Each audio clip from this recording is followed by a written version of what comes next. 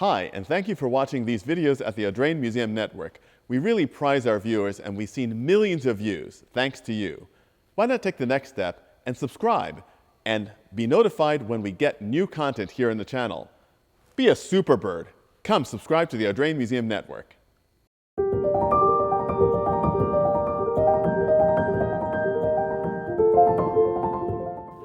Today we're here in the museum at our exhibition, Land Yachts, Cruising the Interstate Highways. And I think, Ben, are you over there? Yep. Ben, are you at, I'm here. I'm here.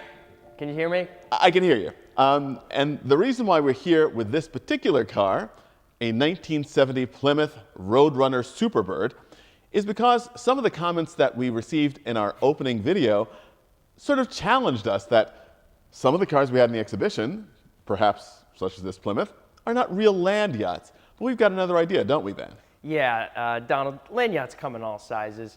Real yachts come in all sizes. I mean, you look in the harbor in Newport here, and there are 60-foot yachts, there's 100-foot yachts, still a yacht. So we're here to kind of debunk that myth that the Superbird is not a land yacht. And while it is a sports car of the time, it's surely big. And that's the entire point, Ben. The fact that yachts come in cruising and luxury and racing. And of course, Superbird is a racing yacht, as you just pointed out. And it's also quite interesting to me, as somebody who grew up in the 1960s and 70s, that I was very familiar with the entire Detroit concept of the compact, the intermediate, and the full-size car. Yep. Now, in the Plymouth range in 1970, the compact was the Valiant, the intermediate was the Belvedere, and the full-size car was the Fury. Now, this car is an intermediate. So if you're thinking, if this is the intermediate, how big could the full-size car possibly be? And this is where things get a little confused, because the sizes were based on the wheelbases of the car and the interior volume, not necessarily the overall length. In fact, this car at 221 inches is actually longer than the full-size Fury. So, but there's a reason why this car is so long, and let's talk a little bit about that. Well, there surely is a reason why this car is so long, and we'll keep it simple. The definition for intermediate has just changed over the years. No, well, at the time, Donald, we're talking about many large cars that are all over the market. And sports cars at the time, as we know, were just getting bigger and bigger. Engines were getting larger with more horsepower output. And the reality is, as this car evolved and came to market with the aerodynamic components at the front and the rear, the car grew 34 inches. So it still was, you know, based on the chassis and the general structure of the car, an intermediate car. But just with that nose cone and, you know, rear section, yes, you have a extremely long sports car that was also extremely competitive. And that's a good point, because the competition was what created this car. This car and the Dodge Daytona were Chrysler's answer to the Ford Torino Talladega and the Mercury Cyclone. And those cars, because of the design, had a natural advantage over the Plymouth and the Dodge on the racetrack. And so Mopar thought, let's go to the wind tunnel and find the way to make our cars more competitive. Also, they had lost Richard Petty to Ford because, hey, Ford had a better, faster car. I think, Donald, that was the real motivation. Once Richard left for Ford, Plymouth and Dodge really strapped their boots into the ground and got serious. The Charger and the Roadrunner, starting at the front, had a very flat front grille, so it was not aerodynamic at all. And looking at those Torinos and Mercury Cyclones, they were much more aerodynamic at the front, and the rear window had a certain shape that did not create any negative pressure of air coming off the roof. So that was an immediate advantage. So when Richard Petty left, Chrysler really got serious. They actually tapped into their missile division and brought a few gentlemen over to help with the design. And as the story goes, they sat a few of them down and said, what would you do to make our Roadrunner faster and more competent? And it was a very simple answer. Smooth out that front end, big wing at the rear, and you have to change that rear window because it was a concave shape. So air would come right over the roof and kind of get stuck in that space behind the roof. And they asked a number of people from the missile division this same question, and the answer was generally the same. Nose cone at the front, fix the rear window, massive wing on the back. And as the story goes further along, as it got to the top of the food chain at Chrysler, apparently it was called the ugliest design ever, or at least the ugliest design they had ever seen. But when they were guaranteed that it would win races, the project was approved. And one of the very interesting thing about this too, and we see this in motorsport all the time, someone comes up with an idea to challenge the rules, to make the cars go faster, and then all of a sudden they're banned. And after the Torino Talladega, the Cyclone, the Daytona, and the Superbird, NASCAR banned aerodynamic devices on cars because the cars were frankly getting too fast for the tire technology and for the super speedways. And it's also very interesting to see what they had to do to adapt to the speeds that this car could achieve. One of the most notable features, of course, are these very interesting bumps on the fenders. And you know, we've seen bumps on fenders before to like hold the tack or whatever.